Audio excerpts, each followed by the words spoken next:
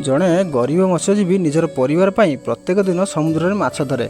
दिने समुद्र में तांको गोटे बहुत दामर माछटी मिलगला। आउ से भाविले ये माछटी को बिक्री करी धार कर्ज चुक्ति करदेवी। यह भाभी से तांको घर को फेरिले। फेरिबा बाटरे जड़े शक्तिशाली लोक आखि से माछटी उपर पड़ा एवं से लोकटी मत्स्यजीवी को माछटी को देवाई कहले। आउ से न देबारु से लोकटी छड़े नेले।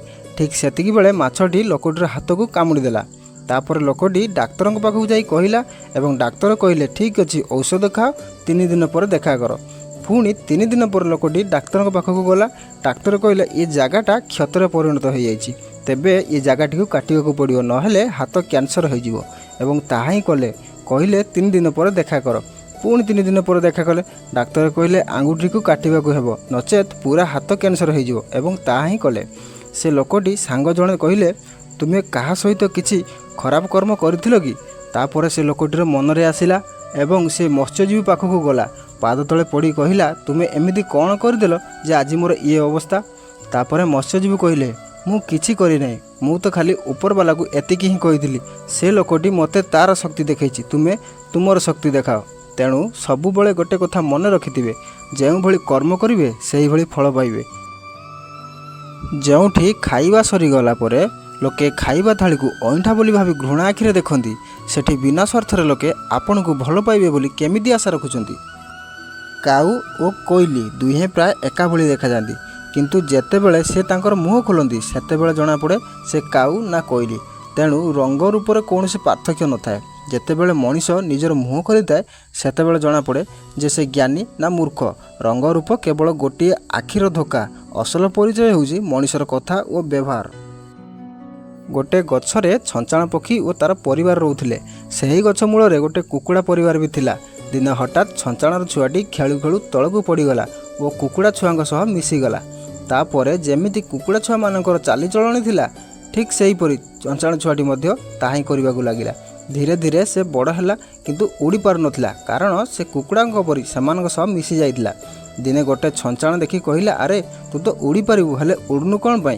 तापरे से छंचाण छुआटी कहिला नाई मु उड़ी पारिबि नाही, मु तो कुकुड़ा छुआटे। एतिकी कही से छंचाण छुआटी को कहिला ठीक अछि तू एबे उड़ी पारिबु। कही से छंचाण छुआटी को धरी उड़ी गला एवं पहाड़ शिखर को एबे तू उड़ी पारिबु कही ताकू गोटे धक्का मारिला, किंतु पहाड़ खसी पड़िबा भୟରେ से छंचाण छुआटी आपे आपे तार पक्षी खोलीदेला एवं से उड़ीबाकू लागिला। तेणु जीवन में थरे निजकू परीक्षा करंतु कि आपण कौन एवं किए। निजर दुर्बलता सही लोक मानकू ही कहतु जे प्रत्येक समय रे मजबूत सह आपण साथी छिड़ा हो पारे। कहीं ना संपर्कर स्वार्थ और मोबाइल नेटवर्क न रहिले लोके गेम खेलने लगती। गोटे जंगल रे गोटे छोट पिंपुड़ी थिला।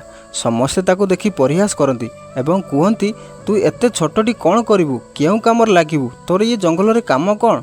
किंतु ये सब कथार पिंपुड़ी की कौन सी फरक पड़ू नथिला। दिने हठात जंगल में भयंकर निआं लागिगला। आउ निआं को देखि सबु जीवजंतु माने दौड़बार लगिले, किंतु पिंपुड़ीटी निआं को देखि न दौड़ी तार छोटिया मुहरे पानी ढालिबाकू लागिला। यह देखि दौड़ी पलाउथिबा माଙ୍କड़टी कहिला एते भयंकर निआं को तू कौन ये बुंदाए पानी रे लिभेई पारिबु? तापर पिंपुड़ी कहिला मु निआं को लिभेई पारिबिनि सत, हेले मु तुम मानक परि पलायन करू नाही, मु मोर कर्तव्य करूछि।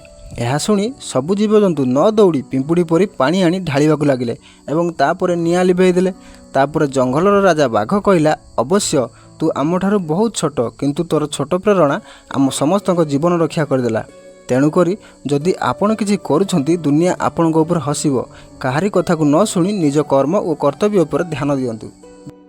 पहाड़ उपरे ठिया होई आकाशटा जेते पाखरे मन हुए प्रकृत में पहाड़टा सेते पाखरे न थाए।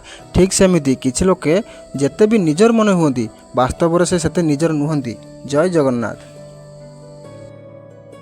गोटे नदी कूल रे दुईटी बड़ बड़ गछ थिला। सेई बाट देई गोटे चढ़ई जाउ थाए। प्रथमे गछटी को पचारिला मु आउ मो पिला माने रहिबा पई तुम शाखारे बसा बांधी पारिबो कि? हेले गछटी मना करदेला। तापर से चढ़ईटी द्वितीय गछ पाखक गला और ताहा ही पचारिला। से गछटी मध्य मानिगला। किछि दिन पर बहुत जोर रे वर्षा पवन हैला, जहाद्वारा कि प्रथम गछटी उपुड़ी पानी रे भासीगला। ताहा देखि चढ़ईटी हसी हसी कहिला दिने मते ओ मो परिवार को साहाय्य न करथिवारु आज ये फल तुमे भोगुछ। तापर गछटी कहिला मु जानिथिली मोर चेर कमजोर हो जाइछि, तेणु ମୁଁ ତୁମେ ଓ ତୁମ ପରିବାରକୁ କୌଣସି ଅସୁବିଧାରେ ନ ପକାଇବା ପାଇଁ ମନା କରିଥିଲି। ସେହିପରି ଆମେମାନେ ଜୀବନରେ ଯଦି କେବେ କାହାକୁ କୌଣସି ସାହାଯ୍ୟ ମାଗିଲା ବେଳେ ସେ ମନା କରିଦିଅନ୍ତି, ତେବେ ଆମେମାନେ ରାଗିଯାଆନ୍ତି, ହେଲେ କେବେ ତାଙ୍କର ପରିସ୍ଥିତିକୁ ବୁଝନ୍ତି ନାହିଁ। ଆଉ ଗୋଟେ ମଧ୍ୟ କଥା ଅଛି, ଯାହା ଆମ ପାଇଁ ଭଲ ହୋଇଥାଏ ତାହା ଭଗବାନ ଆମକୁ ଦିଅନ୍ତି, ଆଉ ଯାହା ଆମ ପାଇଁ ଅମଙ୍ଗଳକର ହୋଇଥାଏ ତାହାକୁ କେବେ ଭଗବାନ ଦିଅନ୍ତି ନାହିଁ।